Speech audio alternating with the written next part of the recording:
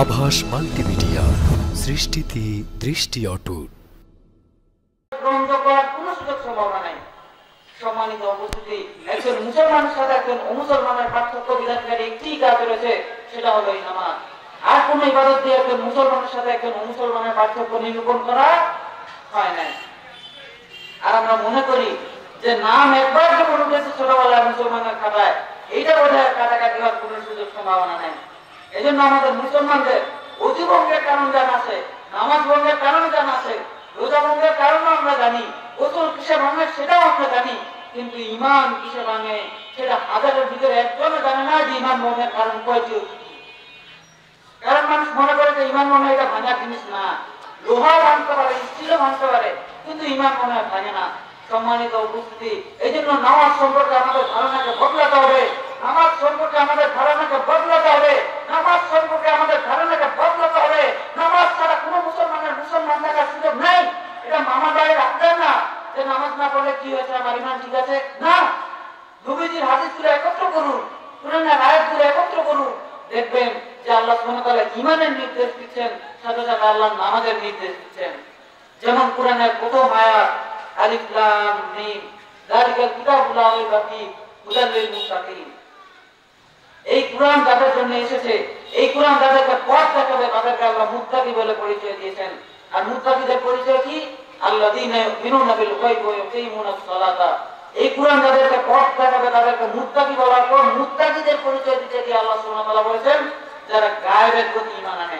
অর্থাৎ এক, মুত্তাকি হতে হলে ঈমান থাকতে হবে, এবং দুই, ওয়া ইউকিমুনাস সালাতা, নামাজ কায়েম করতে হবে। কায়েম করা মানে কি নিজের খেয়াল খুশি মতো পড়া না, কায়েম করা মানে যথাযথভাবে পড়া, সঠিকভাবে পড়া, সময় মতো পড়া, জামাতের সাথে পড়া। সম্মানিত উপস্থিতি, 5 ওয়াক্ত নামাজ হচ্ছে 5 বার হাজিরা দেওয়া আল্লাহ সুবহানাহু ওয়া তাআলার কাছে। আপনি হাজিরা দিবেন না, মুসলমানের খাতা থেকে আপনার নাম অটোমেটিক কাটা যাবে। আর যদি আপনি হাজিরাটা দেন, এরপরে যত উল্টা পাল্টা কাজ আছে সেগুলো যদি আপনি করেন, তাহলে তার জন্য আল্লাহ আপনাকে শাস্তি দিতে পারেন, কিন্তু আল্লাহ চাইলে আপনাকে মাফও করে দিতে পারেন, কিন্তু হাজিরাটা আপনাকে দিতেই হবে। ধরুন আপনি কোন জায়গায় চাকরি করেন, এখন আপনি সেখানে হাজিরা দেন না, তাহলে আপনার নাম কি থাকবে? কথা বলেন, আপনার নাম কি থাকবে? চাকরি কি থাকবে? থাকবে না। তেমনি রাসূল সাল্লাল্লাহু আলাইহি ওয়াসাল্লামের জীবনের শেষ ওসিয়ত ছিল আসসালাহ আসসালাহ ওয়া মা মালাকাত আইমানুকুম। অসুস্থতার কারণে তিনি কথাই বলতে পারছিলেন না, তারপরেও শেষ নিঃশ্বাস ত্যাগ করার আগ মুহূর্তে সবাইকে ওসিয়ত করে যাচ্ছেন আসসালাহ আসসালাহ। একজন মানুষের জীবনের শেষ ওসিয়তের গুরুত্ব আমরা কে না বুঝি। আখিরি ওসিয়ত, শেষ ওসিয়ত। আপনার বাবা মৃত্যুবরণ করার সময় আপনাকে যদি কোনো ওসিয়ত করে যায়, তাহলে এর চেয়ে গুরুত্বপূর্ণ কোনো ওসিয়ত আপনার জীবনে আর থাকে না। আপনার মা মৃত্যুবরণ করার সময় সন্তান হিসেবে আপনাকে যদি কোনো ওসিয়ত করে যায়, তাহলে এর চেয়ে গুরুত্বপূর্ণ কোনো ওসিয়ত আপনার জীবনে আর থাকতে পারে না। আর সেখানে আপনার আমার রাসূল, গোটা মানব জাতির কাছে প্রেরিত রাসূল, তিনি সবাইকে ওসিয়ত করে যাচ্ছেন আসসালাহ আসসালাহ ওয়া মা মালাকাত আইমানুকুম, মানে নামাজ নামাজ, এবং দাস-দাসীর ব্যাপারে, তোমাদের অধীনস্থ লোকদের ব্যাপারে সাবধান হও, তাদের সাথে ভালো ব্যবহার করো। আর মক্কায় যখন কঠিনতম সময় পার করেছেন, তখন আল্লাহ রাব্বুল আলামিনের পক্ষ থেকে নাযিলকৃত বিধানের মধ্যে ইকরা বিসমি রাব্বিকাল্লাযী খালাক, এটা পড়ে ইবাদতের মধ্যে সর্বপ্রথম ইবাদত যেটা আছে সেটাও সালাত। তাহলে ইসলামের প্রথম শুরু নামাজের মাধ্যমে, আর রাসূল সাল্লাল্লাহু আলাইহি ওয়াসাল্লামের বিদায়, তার দুনিয়া থেকে চলে যাওয়া, সেটাও কিন্তু সালাতের গুরুত্ব বলতে বলতে দুনিয়া থেকে চলে গেলেন। নবীজি যখন প্রচন্ড অসুস্থ, দাঁড়ানোর শক্তিটুকু তার ছিল না, আব্বাস ও আলী রাদিয়াল্লাহু তাআলা আনহুর কাঁধে ভর করে তিনি মসজিদে গেলেন, দাঁড়িয়ে ইমামতি করার শক্তিটুকু তার নেই। তখন আবু বকর রাদিয়াল্লাহু তাআলা আনহুকে ইশারা করলেন ইমামতি করার জন্য। তখন আবু বকর রাদিয়াল্লাহু তাআলা আনহু ইমামতি করলেন, এবং রাসূল সাল্লাল্লাহু আলাইহি ওয়াসাল্লামের পিছনে বসে কোন রকমের জামাতের সাথে শরীক হলেন। রাসূল সাল্লাল্লাহু আলাইহি ওয়াসাল্লামের আগের পরের সমস্ত গুনাহ আল্লাহ সুবহানাহু ওয়া তাআলা ক্ষমা করে দিয়েছেন। তারপরে তার যদি মৃত্যুর সময় নামাজের প্রতি যদি এতটা গুরুত্ব হয়ে থাকে, তাহলে আপনার আমার কতটা গুরুত্ব হওয়া উচিত। অথচ আপনার আমার মতো মানুষ সুস্থ সবল শরীর নিয়ে আসি, এরপর নামাজের রক্ত চলে যায়, এরপরে আমরা দুনিয়াবি কাজে ব্যস্ত থাকি। এটা কোনো মুসলমানের কাজ হতে পারে না। সম্মানিত উপস্থিতি, আপনি সুদ খান, আপনি ঘুষ খান, আপনি জেনা করেন, আপনি অনেক হারাম কাজ করেন, এই অন্যায়গুলো, এই হারাম কাজগুলো আপনার দ্বারা হচ্ছে, এটা যতটুকু মেনে নেওয়া যায়, অপরাধ অন্যায় তো কখনোই মেনে নেওয়া যায় না, কিন্তু কথার কথা এগুলোকে যতটুকু মেনে নেওয়া যায়। আপনি নামাজ পড়েন না, আল্লাহর কসম, ইসলামের দৃষ্টিতে এটা কোনোভাবেই মেনে নেওয়া যায় না, এটা মেনে নেওয়ার কোনো সুযোগ হতে পারে না। আপনার নামই নাই ইসলামের খাতায়। সম্মানিত উপস্থিতি, মুসলমানদের জাহান্নামে যাওয়ার সবচেয়ে বড় কারণ হলো নামাজ না পড়া। নামাজ না পড়ার চাইতে জাহান্নামে যাওয়ার বড় কারণ আর হতে পারে না। এই জন্য জাহান্নামীদের সাথে একটা কনভারসেশন আল্লাহ উল্লেখ করেছেন, একটা কথোপকথন আল্লাহ সুবহানাহু ওয়া তাআলা উল্লেখ করেছেন। যখন জাহান্নামীদেরকে জিজ্ঞেস করা হবে, যে যখন জান্নাতীরা জাহান্নামীদেরকে জিজ্ঞেস করবে, মা সালাকাকুম ফি সাকার, তোমাদেরকে জাহান্নামে কেন নিয়ে আসা হয়েছে, কি কারণে তোমরা জাহান্নামে এসেছো, তখন তারা সবাই একসাথে এক নম্বরে বলবে ক্বালু লাম নাকু মিনাল মুসাল্লিন। এটা হলো এক নম্বর কারণ। জাহান্নামীরা বলবে ক্বালু লাম নাকু মিনাল মুসাল্লিন, তারা বলবে আমাদের জাহান্নামে আসার সবচেয়ে বড় কারণ হলো নামাজ না পড়া।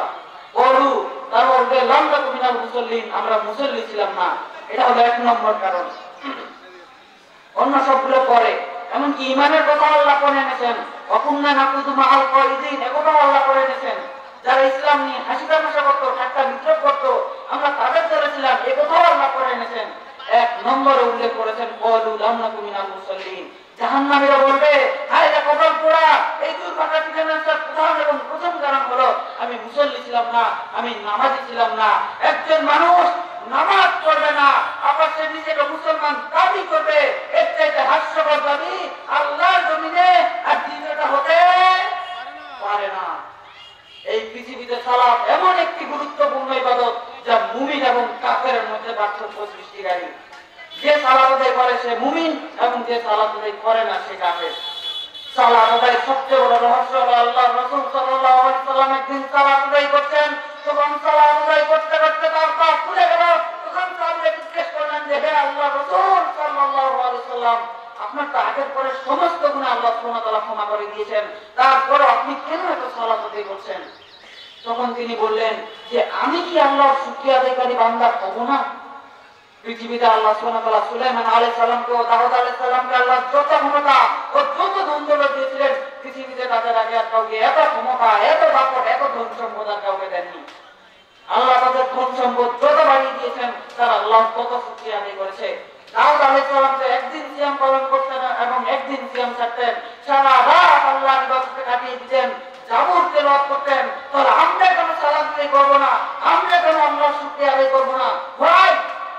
Why we will not perform salat? Why we will not satisfy Allah by performing it? কেন আমরা সালাত আদায় করব না? কেন আমরা আল্লাহর শুকরিয়া আদায় করব না? আমরা যদি আল্লাহর শুকরিয়া আদায় না করি তাহলে আমরা নিয়ামত হারাম। আপনি যে আল্লাহর নিয়ামত ভোগ করছেন, আমরা যে অক্সিজেন নেই, অক্সিজেনের কি কোনো কথা আছে? অক্সিজেনকে বাদে দিলাম, আল্লাহ যে আমাদেরকে চোখ দান করেছেন, এই চোখের নিয়ামতের কথা তো আমি বলে শেষ করতে পারবো না।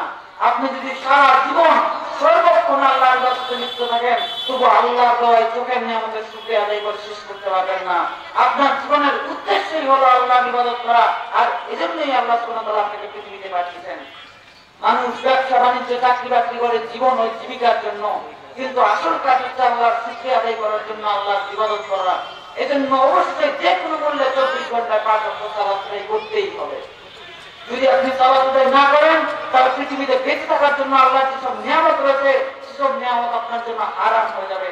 আপনি কোন লজ্জা আল্লাহ যে অক্সিজেন দিয়েছেন সেই অক্সিজেন নিচ্ছেন? কোন লজ্জা আপনি আল্লাহর জমিনে বসে আল্লাহর দেওয়া রিজিক খাচ্ছেন, অথচ আপনি দিনে 5 বার আল্লাহকে স্মরণ করেন না? সম্মানিত উপস্থিতি, এই পৃথিবীতে সালাত এমন একটি ইবাদত যার কোনো বদল চলে না। সিয়াম পালন করতে না পারলে সিয়ামের বদল চলে, অনেক বদল আছে। আপনি সিয়ামের ফিদিয়া দিয়ে দেন, আপনার বদলে আরেকজন সিয়াম পালন করতে যাবে, আবার সিয়াম কাজাও করা যায়, হজের বদল চলে। কিন্তু সালাত এমন একটি বদল যার কোনো বদল চলে না। ধরুন আপনি এক ওয়াক্ত সালাত আদায় করলেন না, এর কোনো কাফারা নেই। আপনি কোনো বিষয় পছন্দ করে সেটা রাখতে পারলেন না, এর কাফারা আছে। আপনি 3 দিন সিয়াম পালন করুন, সেটাই তার কাফারা। ইসলামে প্রায় সব গুনাহেরই কাফারা আছে, কিন্তু সালাত এমন একটি ইবাদত যা আপনি পরিত্যাগ করলে কোনো কাফারা নাই, ফিদিয়া নাই, কুমড়িকাটাও নেই, বদলও নেই, কিচ্ছুই নেই। সালাত আপনাকেই আদায় করতে হবে। আপনার প্যান্টে যদি কোথাও লেগে থাকে, অন্য প্যান্ট যদি না থাকে, তাহলে সেই কোথাও লেগে থাকা প্যান্ট পরেই আপনাকে সালাত আদায় করতে হবে। আর যদি কোনো কাপড়ই না থাকে, তাহলে উলঙ্গ অবস্থাতেই সালাত আদায় করতে হবে। জায়গা পবিত্র না থাকলে অপবিত্র জায়গাতেই সালাত আদায় করতে হবে। অন্তত পক্ষে দিনে রাতে 5 বার আপনার আমার প্রতিপালক আল্লাহকে স্মরণ করতেই হবে। সম্মানিত উপস্থিতি, রাসূল সাল্লাল্লাহু আলাইহি সাল্লাম বলেছেন যে দাঁড়িয়ে নামাজ পড়ো, দাঁড়িয়ে না পড়লে বসে নামাজ পড়ো, বসে না পড়লে শুয়ে শুয়ে পড়ো, ইশারায় পড়ো, মনে মনে নামাজ পড়ো। কিন্তু নামাজ পড়ো, নামাজ তোমাকে পড়তেই হবে, কোনো বিকল্প নেই। উই মাস্ট পারফর্ম সালাত, there is no alternative of it. আমাদেরকে সালাত করতেই হবে, কোনো বিকল্প নেই। রাসূল সাল্লাল্লাহু আলাইহি ওয়াসাল্লাম বলেন, যে ওযু করতে পারো না, শরীরে ক্ষমতা নেই, জবাব তাহলে তায়াম্মুম করো, অথবা পানি নেই তাহলে মাটি ছুঁয়ে তায়াম্মুম করে নামাজ পড়ো। কিন্তু মাপ নাই যতক্ষণ পর্যন্ত চেঞ্জ আছে। আপনি সমুদ্রে ডুবমান, নিমজ্জমান, মৃত্যু মুখে পতিত, সব ইবাদত আপনার থেকে রহিত হয়ে যাবে, কিন্তু নামাজ রহিত হবে না। কিবলার দিকে ফিরার ক্ষমতা নেই, যেদিকে ফেরেন সেদিকে ফিরে নামাজ পড়বেন, কিন্তু মাপ নাই যতক্ষণ পর্যন্ত চেঞ্জ আছে। আপনি দেখুন ইসলামে এরকম আরেকটি ইবাদত আছে কিনা, সেটা করতেই হবে। এরকম কোনো ইবাদত নেই, কিন্তু সালাত এমন একটি ইবাদত যেটা আপনাকে আদায় করতেই হবে, কোনো বিকল্প নেই। কিন্তু এরপরও মুসলমান 3-4 ওয়াক্ত নামাজ পড়ে, কেউ আছে 5 ওয়াক্তের মধ্যে শুধু 4 ওয়াক্ত নামাজ পড়ে, ফজর পড়ে না, কেউ আছে শুধু ওয়াক্তের নামাজগুলো পড়ে না, জুমার দিন নামাজ পড়ে, সব ঠিক আছে কিন্তু নামাজ পড়ে না। মনে রাখবেন, জীবনে একটা সময় আসবে যখন মনটা গলে যাবে, আল্লাহকে সিজদা করতে চাইবেন আপনি, কিন্তু পারবেন না, সে ক্ষমতা আপনার থাকবে না। বহু বৃদ্ধ আছে, যাদেরকে জিজ্ঞেস করুন, তারা আল্লাহকে সিজদা করতে চায় কিন্তু পারে না, সে ক্ষমতা তাদের নেই, সে ক্ষমতা তাদের থেকে রহিত হয়ে গিয়েছে। অনেক আবেগ, অনেক আকুল, যে একটু মন ভরে আল্লাহকে সিজদা করতে পারতাম, ইস কতই না ভালো হতো যদি একটু মন ভরে আল্লাহকে সিজদা করতে পারতাম, যদি একটু মন ভরে আল্লাহকে রুকু করতে পারতাম। তারা কখন মাটি থেকে সিজদা করতে চায় কিন্তু পারে না, তাদেরকে চেয়ারে বসে সিজদা করতে হয়। তারা কোমর হালিয়ে রুকু করতে চায় কিন্তু পারে না, রুকুতে গেলে কোমর ব্যথা করে, তাই চেয়ারে বসে রুকু করতে হয়। অনেক আবেগ, অনেক আকুল, যে একটু মন ভরে আল্লাহকে সিজদা করতে পারতাম, একটু মন ভরে আল্লাহকে রুকু করতে পারতাম। এরকম মানুষ আছে না নাই? কথা বলেন, এরকম মানুষ আছে না নাই? ও যুবকেরা, যাদের এখন যৌবন কাল, যারা মধ্যবয়স্কা শয়তানকে দিয়ে দিয়েছেন, মনে রাখবেন আল্লাহর পক্ষ থেকে আপনাদের জন্য কোনো পুরস্কার নেই। আপনারা দুনিয়ার জীবনে শুধু সুখের উপকরণ পাবেন, কিন্তু সুখ পাবেন না, শান্তি আল্লাহ সুবহানাহু ওয়া তাআলা হারাম করে দিয়েছেন। আল্লাহর ইবাদত 5 ওয়াক্ত নামাজকে যথাসময়ে, যথা নিয়মে, সঠিকভাবে সুন্নতের সাথে, জামাতের সাথে আদায় করে দেখুন, এক জান্নাতি শান্তি আল্লাহ সুবহানাহু ওয়া তাআলা অন্তরে ফেলে দিবেন।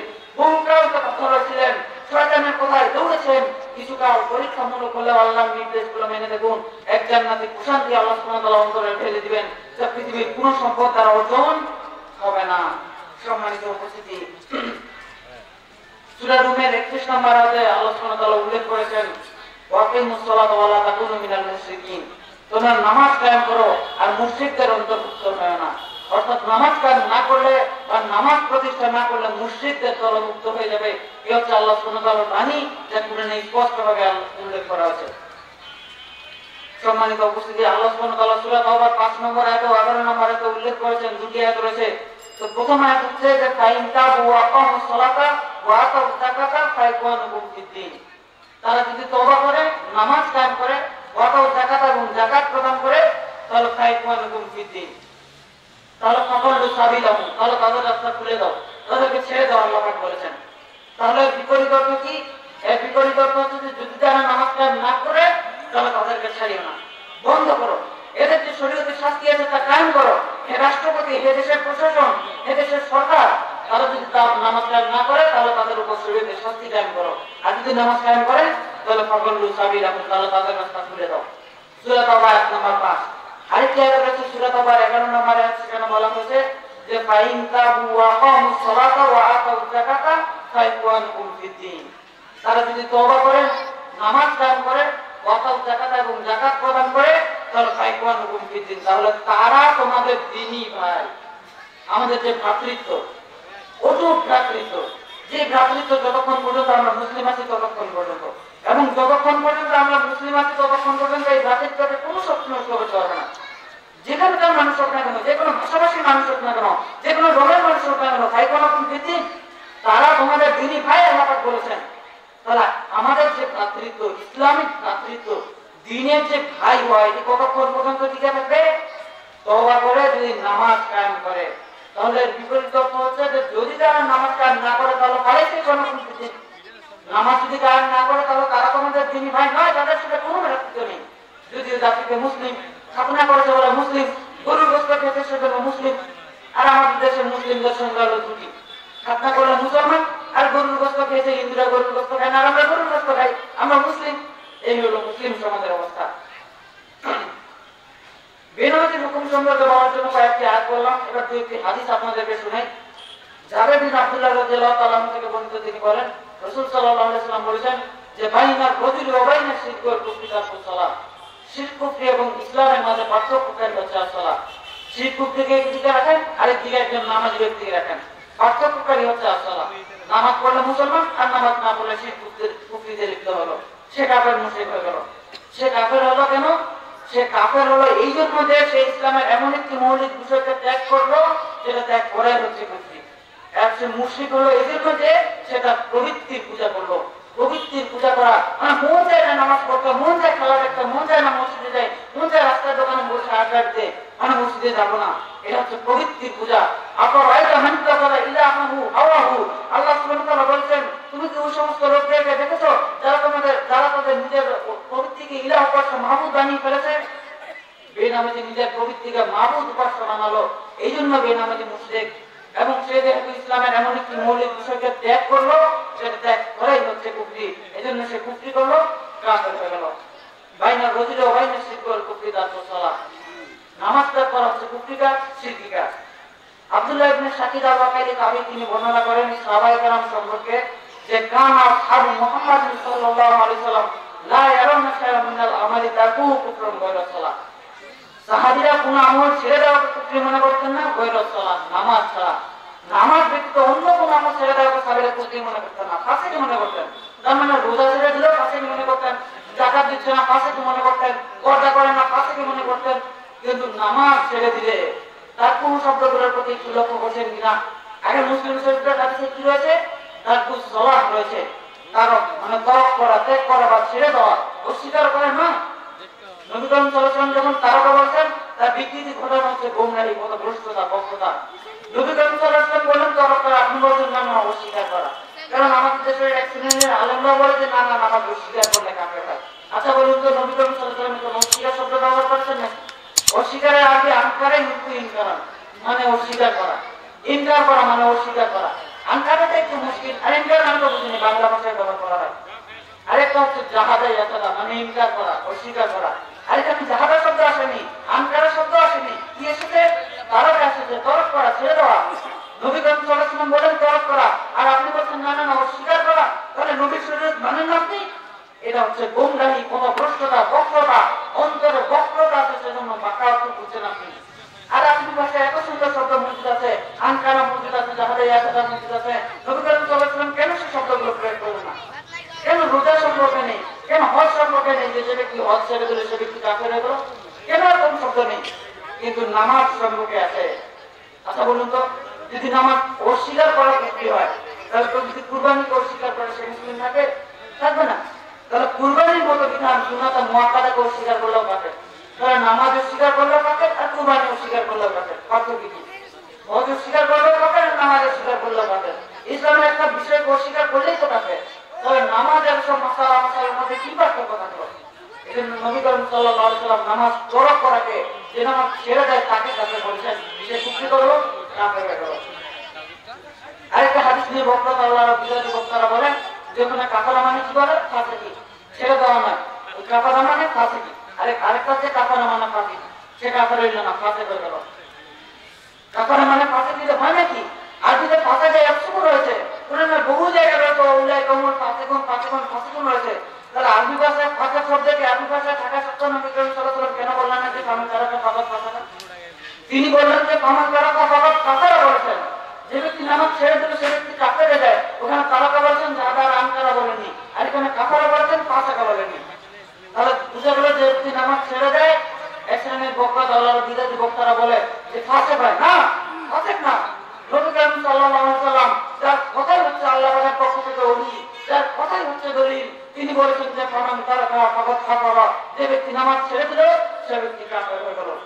ওলামায়ে কেরামদের ঐক্যমত রয়েছে যে বেনামাজি পাপ করে পাপের তুলনায় ডাকাত, জেনাকারী, ব্যভিচারী, হত্যাকারী, খুনি, লম্পট এরকম যত পাপ হতে পারে তার থেকে বড় পাপ হচ্ছে বেনামাজি হওয়া, নামাজ ত্যাগ করা। এক ওয়াক্ত নামাজ ত্যাগ করা হচ্ছে চুরি করা, ডাকাতি করা, জেনা করা, ব্যভিচার করা, এরকম যত পাপ হতে পারে তার থেকে বড় পাপ হচ্ছে এক ওয়াক্ত নামাজ ত্যাগ করা। তাহলে যে বিষয়টিকে ওলামায়ে কেরামদের ঐক্যমত রয়েছে, কমপক্ষে কমপক্ষে এখানে যদি মুসলিম উম্মাহ চলে আসে তাহলে কমপক্ষে এতটুকু হবে যে বেনামাজিরা নামাজি হয়ে যাবে। ওলামা কিরামদের ঐক্যমত রয়েছে যে বেনামাজির সাথে নিজের বোনের বিয়ে দিতে পারবেন না, বেনামাজির সাথে নিজের মেয়ে বিয়ে দিতে পারবেন না, বেনামাজির সাথে আত্মীয়তা করতে পারবেন না, বেনামাজির সাথে খাতির বন্ধুত্ব রাখতে পারবেন না।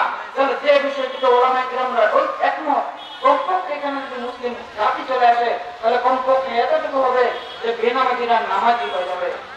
সম্মানিত উপস্থিতি, তাহলে আমরা আলোচনা করে বুঝলাম যে বেনামাজি মুসলিম নয়। আমাদের সমাজে কে নামাজি আর কে বেনামাজি তাই মানুষ বুঝে না। এখন প্রশ্ন হলো যে বেনামাজির সংখ্যা কত? বেনামাজির সংখ্যা কত তা আমরা ইসলামিক ফাউন্ডেশনের একটি পরিসংখ্যানের উল্লেখ করেছেন দারুল ইসলাম বিশ্ববিদ্যালয়ের জন্য ডক্টর প্রফেসর।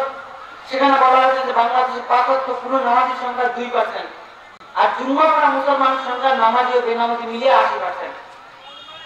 আমাদের দেশে যারা জুম্মার দিনে নামাজ পড়ে তাদেরকে নামাজি বলা হয়, আর যদি কেউ মাঝে মধ্যে মসজিদে গিয়ে নামাজ পড়ে তাদেরকে তো নামাজি বলে, তাই না? কিন্তু রাসূল সাল্লাল্লাহু আলাইহি ওয়াসাল্লাম বলেছেন যে এরা সবাই বেনামাজি। যারা শুধু জুম্মার দিনে নামাজ পড়ে তারাও বেনামাজি, যারা দিনে ৩-৪ ওয়াক্ত নামাজ পড়ে তারাও বেনামাজি। অনেকে বলে যে হুজুর নামাজ পড়ি, নামাজ পড়বো না কেন, নামাজ না পড়লে কি হয়, কিন্তু ফজরটা পড়তে পারি না। আসলে ভাই আপনি পাক্কা বেনামাজি। তাহলে এদের মধ্যে পার্থক্য কি বলুন তো? পার্থক্য হচ্ছে শুধু শ্রমের পার্থক্য। শ্রম দেওয়া বেনামাজি আর বিনা শ্রমের বেনামাজি, মানে মেহনতে বেনামাজি আর বিনা মেহনতের বেনামাজি। বছরে 2 দিন মেহনত করলো, শুধু 2 ঈদে নামাজ পড়ে, 2 দিন মেহনত করলো, বিনা মেহনতে বেনামাজি। সপ্তাহে 1 দিন মেহনত করলো, শুধু জুম্মার দিন নামাজ পড়ে, সামান্য মেহনতের বেনামাজি। আর যারা দিনে 3-4 ওয়াক্ত নামাজ পড়ে এরা একটু বেশি শ্রম দিল কিন্তু বেনামাজি। তাহলে এরা সবাই বেনামাজি আল্লাহ পাকের দরবারে। আল্লাহ সুবহানাহু ওয়া তাআলা সূরা মাউদে বলেছেন ফাওয়াইলুল লিল মুসাল্লিন, ওইসব নামাজীদের ওয়াইল রয়েছে, ওইসব নামাজীদের ওয়াইল রয়েছে। এক শ্রেণীর নামাজী কখনো নামাজ পড়ে কখনো গাফিলতি করে, তাদের স্থান হবে ওয়াইল নামক জাহান্নাম। ওয়াইল একটি জাহান্নামের নাম। এক শ্রেণীর নামাজী কখনো নামাজ পড়ে কখনো গাফিলতি করে, তাদের স্থান হবে ওয়াইল নামক জাহান্নাম। তাহলে বেনামাজি কি অবস্থায় হবে একটু চিন্তা করুন। আল্লাযীনা হুম আন সালাতিহিম সাহুন, যারা নামাজটাকে গাফিল থাকে, এমনকি যারা ফজর বাদে 4 ওয়াক্ত নামাজ পড়ে তারাও ওয়াইল নামক জাহান্নামী। তাহলে তাদের কি অবস্থা হবে? যারা নামাজের সময় খেলা দেখছে, মাঠে বসে আছে, রাস্তায় দোকানে বসে আড্ডা দিচ্ছে, ফজরের সময় নাকে তেল দিয়ে ঘুমাচ্ছে। অথচ কুরআনে সবচেয়ে বেশি নির্দেশ করা হয়েছে এই সালাতের ব্যাপারে, 80 বারের অধিকার এই সালাতের ব্যাপারে নির্দেশ করা হয়েছে। অথচ আমরা মুসলমানরা সালাত থেকে একদম গাফেল। কি হচ্ছে কখনো নামাজ পড়ে কখনো পড়ে না। কি হচ্ছে শুধু শুক্রবার আসলে নামাজ পড়ে, শুধু শুক্রবার জুম্মার দিন নামাজ পড়ে, তাকে বলে শুক্রবারী, মানে শুধু শুক্রবারে নামাজ পড়ে। কেউ শুধু রমজান আসলে নামাজ পড়ে, সে হলো রমজান আলী, মানে শুধু সারা রমজান নামাজ পড়ে, সারা বছর আর নামাজ পড়ে না। আমাদের দেশে জুম্মা পড়া মুসলমান আর ঈদ পড়া মুসলমানের সঙ্গে বেশি।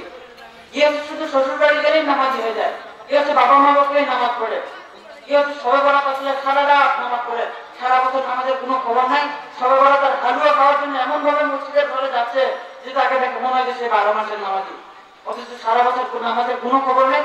সবে বরাত আসলে সারা রাত নামাজ পড়ে। কি হচ্ছে রমজান আসলে নামাজ পড়ে, কি হচ্ছে চক্ষু লজ্জায় বা কারো চাপে পড়ে নামাজ পড়ে। বাড়িতে মেহমান আসছে, মেহমানকে দেখাতে হবে যে খুব ভালোভাবে নামাজ পড়ছে, এবং মেহমান চলে গেছে তো নামাজ এসে। কি হচ্ছে অফিসের বসকে খুশি করার জন্য, বেতন বাড়ানোর জন্য নামাজ পড়ে। এই লোকগুলো সম্পর্কে এই আয়াতগুলো নাযিল করা হয়েছে। এরা সবাই বেনামাজি, সুতরাং তারা সবাই মুসলিম। কি হচ্ছে 1 সপ্তাহ খুব ভালোভাবে 5 ওয়াক্ত নামাজ পড়ে, পরে আবার 3-4 সপ্তাহ পড়ে না। কি হচ্ছে শুধু বিপদে পড়লে নামাজি হয়ে যায়। কি হচ্ছে তার পরিবারের কেউ মারা গেল, নামাজি হয়ে গেল, তার বাবা মা মারা গেল, নামাজি হয়ে গেল, তার নিকট আত্মীয় কেউ মারা গেল, নামাজি হয়ে গেল। এক কিছুদিন পর শোক শেষ, দুঃখ শেষ, তো নামাজ শেষ। কি হচ্ছে প্রতিদিন নামাজ পড়ে কিন্তু ফজরটা পড়তে পারে না। এরা সবাই বেনামাজি। অথচ হাদিসে স্পষ্ট রয়েছে যে একজন মানুষ তার সমস্ত সম্পদ আল্লাহর রাস্তায় দিয়ে দিল এবং সে কোনোদিন নামাজ পড়তে ছাড়লো না, সে প্রতিদিন নামাজ পড়তো, এরপরও সে ব্যক্তি ওয়াইল নামক জাহান্নামী। কেন? কারণ সে প্রতিদিন নামাজ পড়ছে ঠিকই, কিন্তু ফজরটা মাঝে মধ্যে মিস দিয়েছে, ফজরটা মাঝে মধ্যে পড়তে পারেনি, যার কারণে সে ওয়াইল নামক জাহান্নামী। আল্লাহ সুবহানাহু ওয়া তাআলা 5 ওয়াক্ত সালাত ফরজ করেছেন, 5 ওয়াক্ত সালাতই আদায় করতে হবে। যেমন আল্লাহর ঘর কাবা তাও কত চক্কর হয়? 7 চক্কর হয়। আপনি 7 চক্করের জায়গায় 6 চক্কর দিয়ে থেমে গেলেন, 6 চক্কর দিলেন, তাহলে কি কবুল হবে? কথা বলেন, কবুল হবে? হবে না। তারপর আল্লাহ তাহলে আচ্ছা 6 চক্কর দিয়েছেন, মোট প্রতি চলে নেকি পাবেন, আসলে কি নেকি পাবেন? পাবেন না। তেমনি ভাবে আল্লাহ 5 ওয়াক্ত সালাত ফরজ করেছেন, আপনি 5 ওয়াক্তের জায়গায় 4 ওয়াক্ত সালাত আদায় করলেন, তাহলে কি কবুল হবে? হবে না। আল্লাহ আল্লাহ 5 ওয়াক্ত সালাত ফরজ করেছেন, 5 ওয়াক্ত সালাতই আদায় করতে হবে। এই আদেশ আল্লাহ সুবহানাহু ওয়া তাআলা দিয়েছেন কুরআনে। এই আদেশ সব মুসলমানদের জন্য প্রযোজ্য। পবিত্র কুরআনে সূরা হুদের 114 নম্বর আয়াতে উল্লেখ করা আছে, সূরা ইসরার 88 নম্বর আয়াতে উল্লেখ করা আছে, সূরা রুমের 58 নম্বর আয়াতে উল্লেখ করা আছে, সূরা তাহার 30 নম্বর আয়াতে উল্লেখ করা আছে এবং আরো অনেক আয়াত রয়েছে। আয়াতগুলোতে আল্লাহ নির্দেশ দিয়েছেন 5 ওয়াক্ত সালাত আদায় করার জন্য। কোন জায়গায় 4 ওয়াক্ত সালাত আদায় করার কথা আসেনি, সব জায়গাতে আল্লাহ নির্দেশ দিয়েছেন 5 ওয়াক্ত সালাত আদায় করার জন্য। সম্মানিত উপস্থিতি, বিদায় হজের সময় 1,24,000-এরও বেশি সাহাবী সেখানে উপস্থিত ছিলেন। তাদের মধ্যে অনেকেরই হয়তো ওজর ছিল, যার কারণে তারা হজে উপস্থিত হতে পারেনি। তো 1,24,000-এরও বেশি সাহাবীদের মধ্যে থেকে কেউ একজন থেকেও কখনো প্রমাণ করতে পারবে না যে তারা কেউ 4 ওয়াক্ত নামাজ পড়েছে। কোনদিন সম্ভব নয়। বরং তাদের বৈধমত রয়েছে যে বেনামাজি মুসলিম নয়। আমাদের সমাজের মানুষ জানে না যে বেনামাজি এত নিকৃষ্ট, বেনামাজি ফেরাউনের সমান, বেনামাজি নাস্তিকের সমান, বেনামাজি কাফেরের সমান, বেনামাজি মুশরিকের সমান, বেনামাজি হামান ও কারুনের সমান। আমাদের সমাজের মানুষ জানে না যে বেনামাজি এত নিকৃষ্ট। আমাদের সমাজে একদিকে আলোচনা করা হয় যে নামাজ পড়লে খুব লাভ, কিন্তু নামাজ না পড়লে যে কত লস তা তুলে ধরা হয় না। আর আমাদের মানুষের স্বভাব হলো যে মানুষ লাভ করতে না পারলেও লস করতে চায় না, লস করে নিজেকে বাঁচাতে চায়। আপনি নিজে যদি অতটা স্বাস্থ্যবান না হন, কিন্তু মরে যাওয়া থেকে তো বাঁচতে চান, তাই না? তেমনি আমাদের সমাজের মানুষ যদি জানতো যে নামাজ না পড়লে পৃথিবীতে বেঁচে থাকাকালীন মুসলিম এবং মরে গেলেও মুসলিমদের কাতারে থাকতে হবে এবং চিরকাল জাহান্নামী, এসব বিধান আমাদের সমাজে কখনোই তুলে ধরা হয় না। শুধু তুলে ধরা হয় ফজিলতের কথা, যে নামাজ পড়লে এই পাবেন, সেই পাবেন, ফুল পাবেন, পাবেন জান্নাত পাবেন, জান্নাত পাবেন। বেনামাজির সবকিছু প্রয়োজন নেই। মানুষ পেট বড়, পয়সা বড়। বেনামাজির কাছে যদিও আখিরাতের কিছু শাস্তির কথা তুলে ধরা হয়, কিন্তু তার কাছে দুনিয়াবী শাস্তির কথা মোটেও তুলে ধরা হয় না। তার কাছে যদিও আখিরাতের কিছু শাস্তির কথা তুলে ধরা হয়, কিন্তু আখিরাত তার জন্য হাত, আখিরাত তার জন্য অনেক দূরের কথা। কারণ পর্যন্ত নজরই যায় না যে আখিরাত, পরকাল, মরদের পরে কি হবে, কি জবাব দিতে হবে, এসব নিয়ে চিন্তাই করে না মানুষ। বহু মানুষ, বরং অধিকাংশ মানুষই আমাদের সমাজে, যাদেরকে আপনি যদি ভালো করে জিজ্ঞেস করেন যে বুকে হাত রেখে আপনি সত্য কথা বলুন তো, মৌতের পরে কি হবে, কি জবাব দিতে হবে, আপনার সারা জিন্দেগিতে আপনি কি এরকম কখনো চিন্তা করছেন? তাহলে বিশ্বাস করুন, সে যদি সত্য কথা বলে থাকে, তাহলে বেশিরভাগ মানুষকে পাবেন আমাদের সমাজে যারা বলবে যে না ভাই, এসব নিয়ে আমি আমার সারা জিন্দেগিতে কখনো চিন্তাই করিনি। এখন বর্তমানে আমাদের সমাজের মানুষ জানে যে চুরি ডাকাতির কি শাস্তি রয়েছে, দেশদ্রোহের কি শাস্তি রয়েছে, সন্ত্রাসীর কি শাস্তি রয়েছে। তা একজন চোরও জানে, যদিও চোর চুরি করতে যায় কিন্তু সে ভয় পায়, কারণ সে জানে যে চুরি ডাকাতির কি শাস্তি রয়েছে। কিন্তু ইসলামিক শাসনে যে বেনামাজি তার চেয়ে অপরাধী, তার শাস্তি যে আরো বড় কঠিন শাস্তি, তা আমাদের সমাজের মানুষ জানেই না এবং তা আমাদের সমাজে কখনোই তুলে ধরা হয় না, যার কারণে আমাদের সমাজে বেনামাজির সংখ্যা এত বেশি। আল্লাহ সুবহানাহু ওয়া তাআলা আমাদের সবাইকে 5 ওয়াক্ত নামাজি হওয়ার তৌফিক দান করুন। আল্লাহুম্মা আমিন। এই 5 ওয়াক্ত সালাত আদায় করতে হবে জামাতের সাথে। আমাদের সমাজে কিছু লোকের বছর আছে ঘরে নামাজ পড়া, ইচ্ছে করে ঘরে নামাজ পড়ে। যারা মসজিদে না গিয়ে বাড়িতে নামাজ পড়ে, আমি তাদের উদ্দেশ্যে বলছি, নামাজ চলাকালীন সময় মসজিদ থেকে পার হয়ে যাচ্ছেন, পারবেন কি সেই দিন জাহান্নাম থেকে জান্নাতে যেতে? যারা মসজিদে না গিয়ে বাড়িতে নামাজ পড়ে, তারা নবীজির আদর্শকে ছেড়ে দিল। আর সেই মুসলিমের হাদিসে এসেছে যে যারা নবীজির আদর্শকে ছেড়ে দিল, তারা পথভ্রষ্ট হয়ে গেল। উম্মু কারওয়া রাদিয়াল্লাহু তাআলা আনহা থেকে বর্ণিত, তিনি বলেন, রাসূল সাল্লাল্লাহু আলাইহি ওয়াসাল্লামকে জিজ্ঞেস করা হয়েছিল যে আমল সমূহের মধ্যে কোন আমল সর্বাধিক উত্তম। তখন তিনি উত্তরে বললেন, আউয়াল ওয়াক্তে সালাত আদায় করা। সম্মানিত উপস্থিতি, নামাজ ছেড়ে দেওয়া তো দূরের কথা, কেউ যদি জামাত ছেড়ে দেয়, সে ব্যক্তি খাঁটি মুমিন আর থাকে না, মুনাফিকে পরিণত হয়। একজন মানুষ 5 ওয়াক্ত সালাত আদায় করে কিন্তু জামাতে আসে না, তাদেরকে পথভ্রষ্ট বলা হচ্ছে, মুনাফিক বলা হচ্ছে। শুধু তাই নয়, কোন ব্যক্তি জোহর, আসর, মাগরিব, এশা মসজিদে জামাতে আসে কিন্তু সে ফজরের মসজিদে আসে না, সে ফজরের সালাত আদায় করে ঠিকই কিন্তু ফজরের এসে মসজিদে আসে না, তাদেরকেও মুনাফিক বলা হয়েছে। নবী করিম সাল্লাল্লাহু আলাইহি ওয়াসাল্লাম অন্ধ ব্যক্তিকেও ছাড়বেননি। সেই সাহাবীর নাম ছিল আব্দুল্লাহ ইবনে উম্মে মাকতুম। তার সম্মানে পবিত্র কোরআনে সূরা আরাফ নামের একটি সূরা নাযিল করা হয়েছে। সেই সাহাবী রাসূল সাল্লাল্লাহু আলাইহি ওয়াসাল্লামকে বললেন যে ইয়া রাসূলুল্লাহ, আমি মসজিদে আসবো কিন্তু আমাকে মসজিদে নিয়ে যাওয়ার মতো কেউ নেই। তখন রাসূল সাল্লাল্লাহু আলাইহি ওয়াসাল্লাম বললেন যে তুমি কি আযান শুনতে পাও? তখন তিনি বললেন, জি না, আমি আযান শুনতে পাই। তখন রাসূল সাল্লাল্লাহু আলাইহি ওয়াসাল্লাম বললেন যে তাহলে তোমাকে জামাতে সালাত আদায় করতে হবে। ওই বৃদ্ধ সাহাবী অন্ধ ছিলেন, ওই অন্ধ ব্যক্তিকে রাসূল সাল্লাল্লাহু আলাইহি ওয়াসাল্লাম বাসায় সালাত আদায় করার কোন সুযোগ দিলেন না। রাসূল সাল্লাল্লাহু আলাইহি ওয়াসাল্লাম বললেন যে তোমাকে জামাতে সালাত আদায় করতে হবে। এরপর সেই অন্ধ ব্যক্তি বাড়ি থেকে মসজিদ পর্যন্ত একটি রশি টানিয়ে সেই রশি ধরে ধরে মসজিদে এসে তিনি জামাতের সাথে সালাত আদায় করতেন। এরপর হাদিসটি জামাতে সালাত আদায়ের ব্যাপারে আরো কঠিন।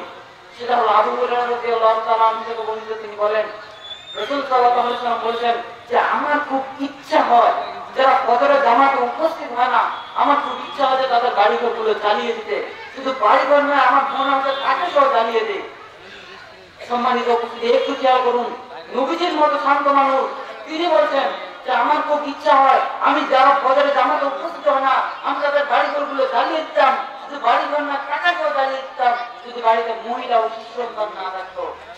সম্মানিত উপস্থিতি, জামাতে সালাত আদায় করার গুরুত্ব কত বেশি, অনেক বেশি। একবার রাসূল সাল্লাল্লাহু আলাইহি ওয়াসাল্লাম বলেছেন যে কেউ যদি সুন্দর করে ওযু করে মসজিদে যায়, তাহলে তার প্রত্যেক কদমে কদমে একটি করে নেকি লেখা হয় এবং প্রত্যেক কদমে কদমে তার একটি করে গুনাহ মাফ করা হয় এবং তার মর্যাদা উঁচু করা হয় দুনিয়া এবং আখিরাতে। সুবহানাল্লাহ। সম্মানিত উপস্থিতি, কেউ যদি 5 ওয়াক্ত সালাত অর্থাৎ ফজর থেকে নিয়ে জোহর পর্যন্ত, জোহর থেকে নিয়ে আসর পর্যন্ত, আসর থেকে নিয়ে মাগরিব পর্যন্ত, মাগরিব থেকে এশা পর্যন্ত, এশা থেকে নিয়ে আবার ফজর পর্যন্ত এই 5 ওয়াক্ত সালাতের মাঝে একজন মানুষ যে গুনাহ করে, আর যদি 5 ওয়াক্ত সালাত সঠিকভাবে সুন্দরভাবে আদায় করে এবং 5 ওয়াক্ত সালাত করার পরে যদি আল্লাহর কাছে ক্ষমা চায়, তাহলে আল্লাহ সুবহানাহু ওয়া তাআলা তার সকল গুনাহ ক্ষমা করে দেন। সুবহানাল্লাহ। সম্মানিত উপস্থিতি, তাই আসুন 5 ওয়াক্ত সালাত সঠিকভাবে আদায় করি। আল্লাহ আমাদের সবাইকে সেই তৌফিক দান করুন। আল্লাহ আমাদেরকে সৃষ্টি করেছেন আল্লাহর ইবাদতের জন্য। আল্লাহ সুবহানাহু ওয়া তাআলা আমাদেরকে সৃষ্টি করেছেন আল্লাহর ইবাদতের জন্য। এটাই হলো আমাদেরকে সৃষ্টির উদ্দেশ্য। আল্লাহ সুবহানাহু ওয়া তাআলা বলেছেন ওয়া মা খালাকতুল জিন্না ওয়াল ইনসা ইল্লা লিয়াবুদুন। আল্লাহ সুবহানাহু ওয়া তাআলা বলেছেন আমি জিন এবং মানুষকে সৃষ্টি করেছি শুধুমাত্র আমার ইবাদতের জন্য। এটাই হলো আমাদের সৃষ্টির উদ্দেশ্য। কিন্তু আজকাল আমাদের ব্যস্ততা, আমাদের কাজকর্ম, আমাদের কর্মপন্থা এগুলো দেখে মনে হয় যে আমাদের জন্যই হচ্ছে শুধুমাত্র ভোগবিলাস আর আয়েশের জন্য। সকাল থেকে রাত পর্যন্ত, জোয়ান বয়স থেকে বৃদ্ধ বয়স পর্যন্ত, নারী থেকে পুরুষ পর্যন্ত প্রতিটা মানুষের কি চায়? শুধু টাকা চাই, পয়সা চাই, সম্পদ চাই। আমল চলে যাক, ঈমান চলে যাক, ইবাদত নষ্ট হয়ে যাক, নামাজ গোল্লায় চলে যাক, আমার কি চাই? শুধু টাকা পয়সা চাই। পৃথিবীর পশু পাখি, গরু, জীবজন্তু সমস্ত কিছু আল্লাহ সৃষ্টি করেছেন মানুষের জন্য, আর মানুষকে আল্লাহ সৃষ্টি করেছেন আল্লাহর ইবাদতের জন্য। এটাই হলো আমাদের সৃষ্টির উদ্দেশ্য। কিন্তু অত্যন্ত দুঃখের বিষয়, আজ আমরা পশু পাখির কাতার চলে গেছি। গরু, ছাগল, হাঁস, মুরগি, পশু পাখি সমস্ত জীবজন্তু রুজির খোঁজ করে, মানে তারাও করে আমরাও করি। আপনি খেয়াল করবেন, যে কোনো পশু পাখি জীবনের একমাত্র টার্গেট হলো শুধু খাওয়া। সম্মানিত উপস্থিতি, আজ আমরা পশু পাখি জন্তু জানোয়ারের মতোই হয়ে গিয়েছি। আমরা আমাদের জীবনের মূল উদ্দেশ্য থেকে অনেক দূরে সরে গিয়েছি। আল্লাহ সুবহানাহু ওয়া তাআলা আমাদের সবাইকে আমাদের জীবনের মূল উদ্দেশ্যকে সঠিকভাবে আঁকড়ে ধরার তৌফিক দান করুন। আল্লাহুম্মা আমিন। সম্মানিত উপস্থিতি, যেটা বলছিলাম যে যারা জন্মসূত্র থেকে কাফের, আপনারা ভাবিয়ে না যে শুধু তারাই কাফের। যারা ইচ্ছা করে নামাজ ছাড়ে, নামাজের গুরুত্ব দেয় না, তারাও কাফের। আপনার মাঝে ঈমান আছে কিনা? ইসলামের বহিঃপ্রকাশ হলো এই নামাজ। রাসূল সাল্লাল্লাহু আলাইহি ওয়াসাল্লামের দিকে বেনামাজি ছিলই না। মুসলিম যে বেনামাজি হয় তাদের এটা কল্পনা করেনি কখনো। রাসূল সাল্লাল্লাহু আলাইহি ওয়াসাল্লাম বলেছেন যে আমাদেরও কাফেরের মধ্যে পার্থক্য হচ্ছে সালাত। যে সালাত ত্যাগ করলো সে কাফের হয়ে গেল। কেন কাফের হয়ে গেল? কারণ আপনারা জানেন যে মানুষের অন্তর স্বীকৃতি কেউ দেখতে পারে না, অর্থাৎ অন্তর ঈমান আছে কিনা তা কোনো মানুষ বুঝতে পারে না। মানুষ মুখে বলে লা ইলাহা ইল্লাল্লাহ, আর এটা তো মুনাফিকরাও বলতে পারে, কিন্তু ঈমানদারদের ঈমানের স্বীকৃতি হলো সালাতের মাধ্যমে। আল্লাহ সুবহানাহু ওয়া তাআলা আমাদের সবাইকে পাঁচ ওয়াক্ত নামাজ পড়ার তৌফিক দান করুন। আল্লাহুম্মা আমিন। ওয়া আখিরু দাওয়ানা আনিল হামদুলিল্লাহি রাব্বিল আলামিন। আসসালামু আলাইকুম ওয়া রাহমাতুল্লাহি ওয়া বারাকাতুহু।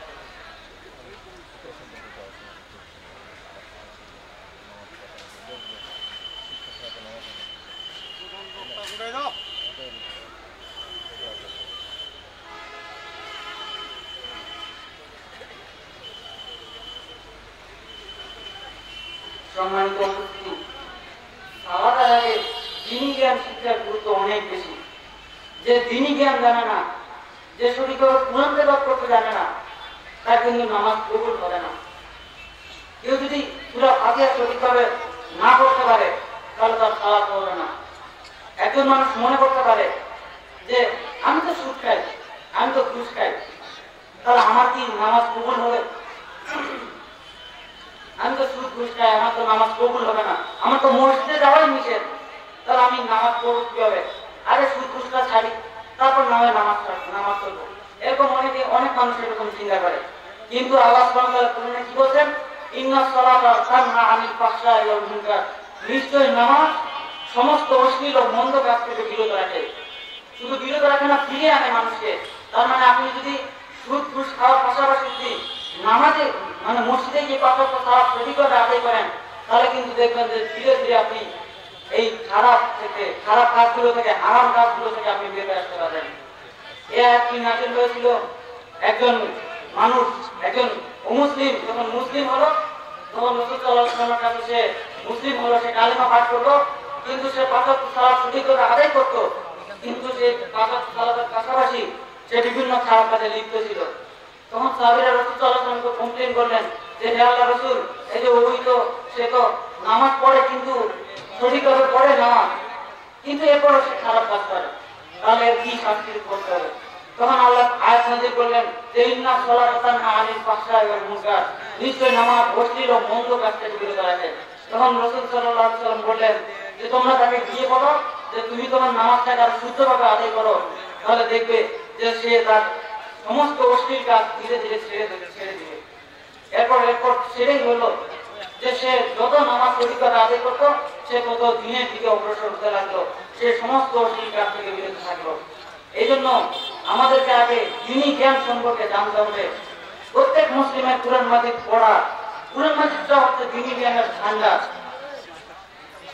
প্রত্যেক মুসলিমের কুরআন মাজিদ পড়া, বোঝা ও সেই অনুযায়ী আমল করা উচিত। আমরা প্রতিদিন সংবাদপত্র পাঠে কিংবা ফেসবুক ও ইউটিউবে ঘন্টার পর ঘন্টা সময় নষ্ট করি, কিন্তু কুরআন শেখানোর ব্যাপারে মোটেও চিন্তা আসে না। আমাদের দেশের ৯০% লোক নিজের পরিবার পরিজন নিয়ে টিভির সামনে বসে জীবনের মূল্যবান সময় নষ্ট করে, কিন্তু পরিবার পরিজন নিয়ে বসে কুরআন মাজিদ শিক্ষা বা শেখানোর জন্য সামান্য সময় দিবে না। বাচ্চা ৪-৫ বছর বয়স হলে পিতামাতা তাকে দুনিয়াতে শিক্ষা দেওয়ার ব্যাপার চিন্তিত হয়ে যায়, যে তাকে কোন স্কুলে ভর্তি করানো যায়, হ্যাঁ ভবিষ্যতে তাকে কি বানানো যায়, কিন্তু কুরআন শেখানোর ব্যাপারে মোটেও চিন্তা আসে না। বলে দেখা যায় যে দুনিয়াতে শিক্ষা দীক্ষার ব্যাপারে পিতামাতা পানি মতো টাকা পয়সা খরচ করে, কিন্তু কুরআন শেখানোর ব্যাপারে ১-১০ ভাগের ১ ভাগ টাকা পয়সা খরচ করতেও অনীহা প্রকাশ করে। বলে দেখা যায় যে বাচ্চার ৪-৫ বছর একজন ২০-২৫ বছরের একটি ছেলের কাছে তার চাকরির ব্যাপার ৩-৪ রকমের ডিগ্রি থাকে, কিন্তু ৫০-৬০ বছর বয়স সত্ত্বেও কুরআন মাজিদ একবার খতম করার সৌভাগ্য তার হয় না। আল্লাহ সুবহানাহু ওয়া তাআলা আমাদের সবাইকে দ্বীনি জ্ঞান সম্পর্কে বুঝ দান করুন এবং সবাইকে ৫ ওয়াক্ত সালাত সঠিকভাবে সুন্দরভাবে এবং জামাতের সাথে আদায় করার তৌফিক দান করুন। সম্মানিত উপস্থিতি, যেটা বলছিলাম সময় এখনো বাকি আছে, তাই আমি কিছু কথা বলে আমি শেষ করে দেব। যেটা বলছিলাম যে বেনামাজি বেঈমান, বেনামাজি অমুসলিম, তাই তার জানাজা পড়া যাবে না। কেন যাবে না? আচ্ছা আপনারাই বলুন, যে লোকটা MBBS পাস করে নেয় তাকে ডাক্তার বলা যাবে? অথবা যে লোকটা ইঞ্জিনিয়ারিং করে নেয় তাকে ইঞ্জিনিয়ার বলা যাবে? যে লোকটা গাড়ি চালাতে পারে না, ড্রাইভিং জানে না, তাকে ড্রাইভার বলা যাবে? তাহলে যে লোকটা সারা জীবন নামাজ পড়েনি তাকে কি নামাজি বলা যাবে? আর যে নামাজি না সেটা মুসলিমই না, তাহলে যে মুসলিম না তাকে মুসলিম বলা যাবে?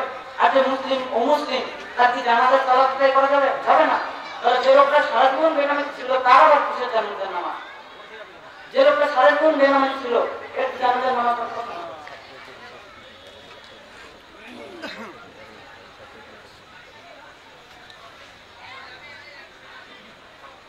সম্মানিত উপস্থিতি, তাই আসুন ৫ ওয়াক্ত সালাতকে সঠিকভাবে আদায় করি।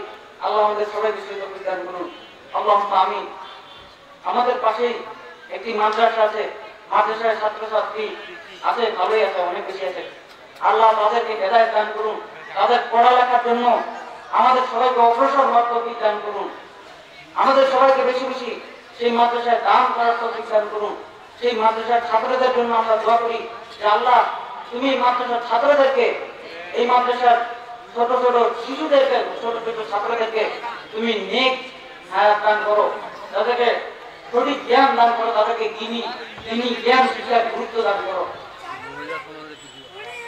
তারা যেন পৃথিবীর বুকে, তারা যেন বাংলাদেশে শুধু না পৃথিবীর মাঝখানে যেন ছড়িয়ে পড়ে এবং পৃথিবীর মাঝখান থেকে যেন তারা আলোচনা করে, যেন মানুষকে দিনের পথে আনতে পারে, যেন তারা ভালো হাফেজ হতে পারে, যেন তারা বড় আলেম হতে পারে। আমরা সেই জন্য তাদের জন্য দোয়া করি। আল্লাহ তাদেরকে বড় আলেম এবং বড় হাফেজ এবং ইসলামের সঠিক দায়ী, খাঁটি দায়ী হিসেবে কবুল করুন। আল্লাহুম্মা আমিন। আল্লাহ তুমি মাদ্রাসার শিক্ষকদেরকে যারা তাদের কঠোর পরিশ্রমের মাধ্যমে ছাত্রদেরকে দিনী জ্ঞান শিক্ষা দান করছে, আল্লাহ সেই শিক্ষকদেরকে তুমি নেক হায়াত দান করো। আল্লাহ তুমি তাদেরকে নেক হায়াত দান করো এবং তাদেরকে আরো বেশি দিনী জ্ঞান শিখানোর তৌফিক দান করো। আল্লাহুম্মা আমিন। এবং মাদ্রাসার ছাত্রদেরকে আল্লাহ তুমি আরো বেশি নেক হায়াত দান করো এবং তাদেরকে বেশি বেশি দিনী জ্ঞান শিক্ষা করার তৌফিক দান করো। আমিন। সকলে বলি আল্লাহুম্মা আমিন। সম্মানিত উপস্থিতি, আমাদের মধ্যে যারা অসুস্থ আছে তুমি তাদেরকে সুস্থ করে দাও।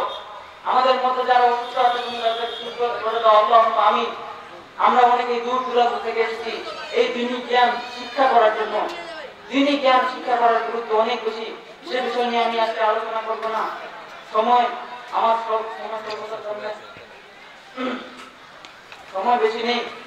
আমি আর কিছু আলোচনা করবো না, শুধু সামান্য একটু কথা বলতে চাই যে আসুন পাঁচক্য সালাত সঠিকভাবে আদায় করি, মৃত্যু আসার আগে নিজেকে বদলে দিই। সম্মানিত উপস্থিতি, মৃত্যু আমাদেরকে তাড়িয়ে বেড়াচ্ছে। মৃত্যু কখন চলে আসবে, মৃত্যু সে পেয়ালা কখন আমরা পান করবো তা আমরা কেউ জানি না। অথচ আমরা দুনিয়ার পিছনে লেগে আছি, দুনিয়ার টাকা পয়সা সম্মান বন্ধুগুলো সেগুলো অর্জনের পিছনে আমরা প্রতিদিন এতটাই প্রতিযোগিতা করছি যে আমরা মৃত্যুর কথা একেবারেই ভুলে যাচ্ছি। অথচ এই মৃত্যু অনিবার্য সত্য, মৃত্যু আমাদের কাছে যে কোনো সময় চলে আসতে পারে। সম্মানিত উপস্থিতি, তাই আমি আমাকে আপনাদের সবাইকে অনুরোধ করছি যে আসুন মৃত্যুকে বেশি বেশি স্মরণ করি। মৃত্যুকে স্মরণ করার অনেকগুলো পদ্ধতি রয়েছে, তার মধ্যে অন্যতম একটা পদ্ধতি হচ্ছে কবর জিয়ারত করা। রাসূল সাল্লাল্লাহু আলাইহি ওয়াসাল্লাম বলেছেন যে আমি তোমাদেরকে কবর জিয়ারত করতে নিষেধ করেছিলাম, কিন্তু তোমরা এখন কবর জিয়ারত করো। আমি অনুমতি দিচ্ছি, আমি আদেশ করছি, কারণ কবর জিয়ারত করার মাধ্যমে তোমাদের আগের কথা স্মরণ হবে। কবরস্থানে যাওয়ার পর মানুষের মন নরম হয়ে যায়। কবরস্থানের সামনে যাওয়ার পর যখন মানুষ জানতে পারে যে এই কবরটা অমুক মানুষের, তখন সে ভাবে যে এই মানুষটা দুনিয়া বসে কতই না দাপট দেখিয়েছে, এই মানুষটা দুনিয়া বসে কতই না টাকার অহংকার দেখিয়েছে। দুনিয়া এই মানুষটার সামান্য রাজনৈতিক ক্ষমতা থাকার কারণে, কিছু টাকা থাকার কারণে সে কতই না দাপট দেখিয়েছে, কতই না অহংকার দেখিয়েছে। ধরুন কেউ ওয়ার্ড কমিশনার কিংবা চেয়ারম্যান কিংবা এমপি কিংবা মন্ত্রী কিংবা প্রধানমন্ত্রী হওয়ার কারণে কত ক্ষমতা কত দাপটই না তারা দেখিয়েছে। অথচ এখন কি অবস্থায় আছে?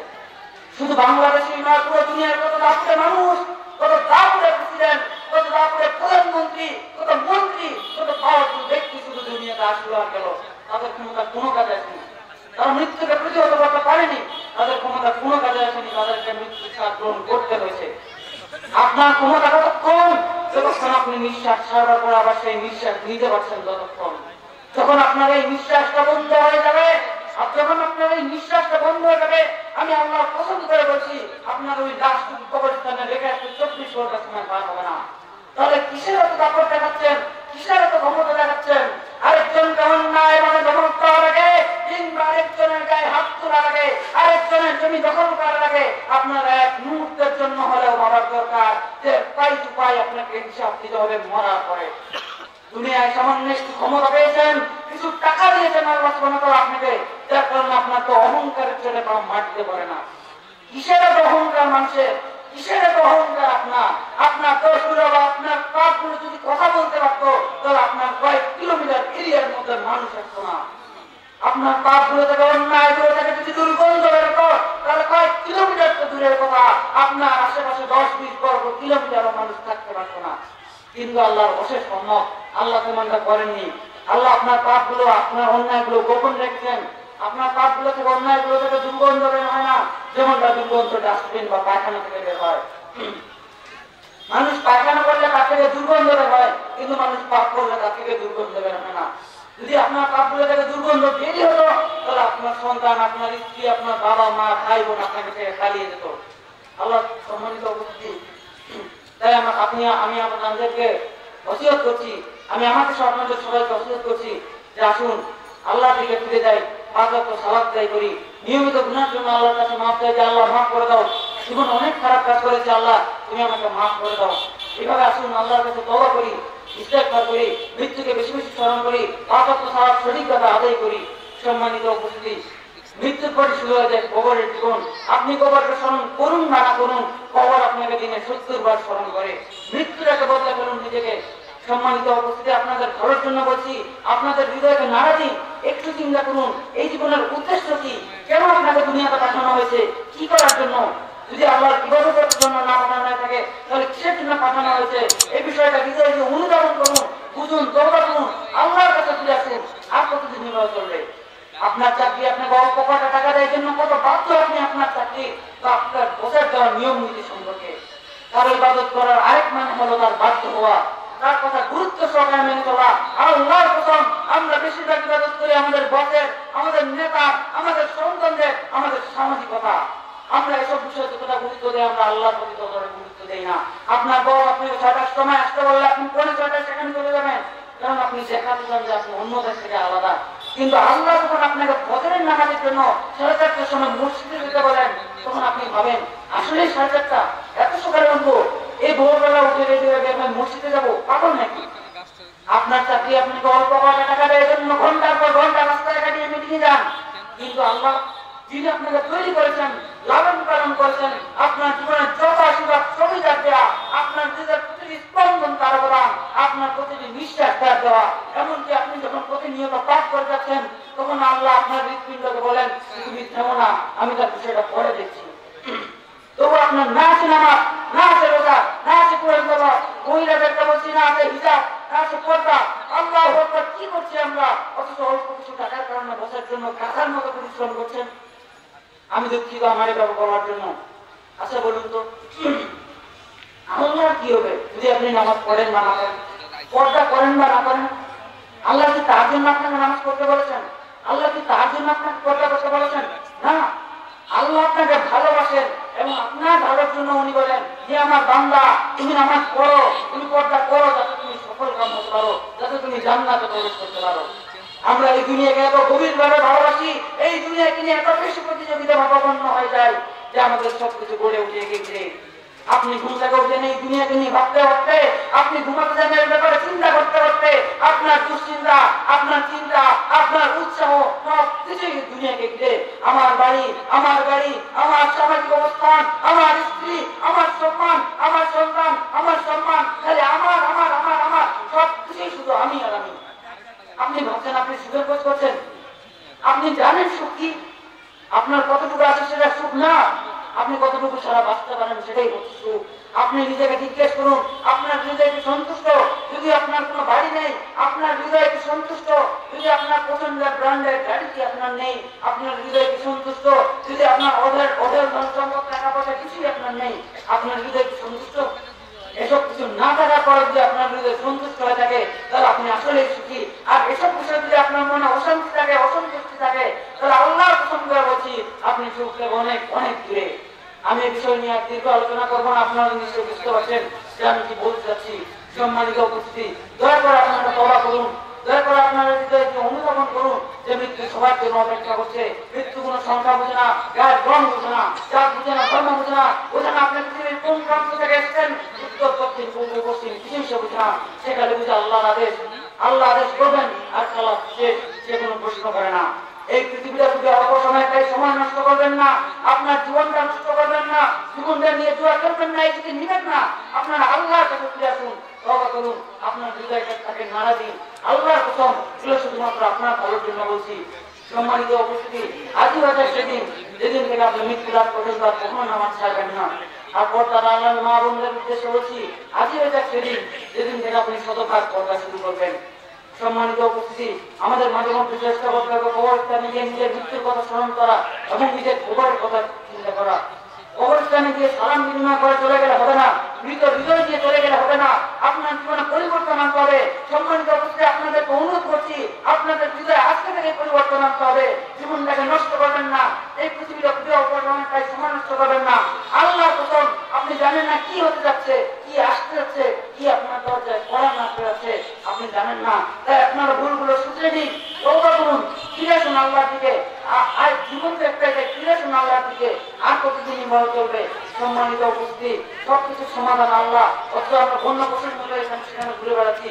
আপনার ব্যক্তিগত সমস্যা সমাধান আল্লাহ, আপনার পারিবারিক সমস্যা সমাধান আল্লাহ, আপনার সন্তানদের নিয়ে সমস্যা সমাধান আল্লাহ, আপনার ব্যবসার সমস্যা সমাধান আল্লাহ, আপনার দেশের সমস্যা সমাধান আল্লাহ, মুসলিম উম্মার সমস্যা সমাধান আল্লাহ। সব কিছুর সমাধান আল্লাহ আল্লাহ আল্লাহ। আপনারা ফিরে আসুন আল্লাহর দিকে। আমি হাত জোর করে অনুরোধ করছি, ফিরে আসুন আল্লাহর দিকে। আপনারা আমাকে কথা দিন, পর্দার আলেম আলেমদের উদ্দেশ্যে বলছি, জীবনটাকে নষ্ট করবেন না। আপনাকে আপনার বন্ধু বান্ধবী বা আত্মীয় স্বজনের দিকে দেখার দরকার নেই, আপনি আগে উদ্যোগ নিয়ে নিজেকে পরিবর্তন করার। সম্মানিত উপস্থিতি, আপনারা আমাকে কথা দিন, আন্তরিকভাবে কথা দিচ্ছেন যে আপনারা নিজেরা পরিবর্তন করবেন, বলেন ইনশাআল্লাহ। আপনারা ওয়াদা করছেন যে আজই নিজেদেরকে পরিবর্তন করবেন। মনে রাখবেন, আপনার এই প্রতিশ্রুতি কিন্তু আল্লাহ এবং আপনার মাঝে প্রতিশ্রুতি। আর আপনি যদি সত্যিকারের মানুষ হয়ে থাকেন, আপনি যদি সত্যিকারের মুমিন হয়ে থাকেন, আপনি যদি সত্যিকারের মুসলিম হয়ে থাকেন তাহলে এই প্রতিশ্রুতি আপনি অবশ্যই রক্ষা করবেন ইনশাআল্লাহ। আল্লাহ তাআলা আমাদের সবাইকে সেই তৌফিক দান করুন। আল্লাহুম্মা আমিন। ওয়া আখিরু দাওয়ানা আলহামদুলিল্লাহি রাব্বিল আলামিন। আসসালামু আলাইকুম ওয়া রাহমাতুল্লাহি ওয়া বারাকাতুহু।